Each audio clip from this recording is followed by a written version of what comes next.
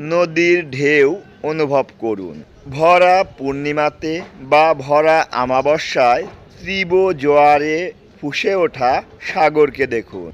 প্রতিদিন সময় করে আধা ঘন্টা কোনো শিশুবাবুর সাথে থাকুন, নিষ্পাপ আনন্দের উচ্ছল্য দেখুন।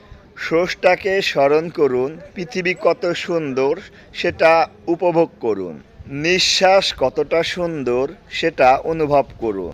চমৎকার একটা কথা আছে, don't count the day, make the day counting, অর্থাৎ হ্যাপিং লাইফ।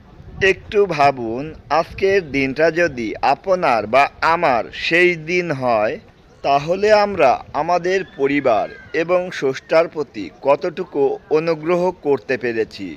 আসুন আমরা সবাই নিজ ধর্ম পালনের মাধ্যমে সৃষ্টিকর্তাকে রাজি খুশি করি। হয়তো আজকের দিনটা সফল না হলেও পরকালীন দিনটা সফল হতেও পারে।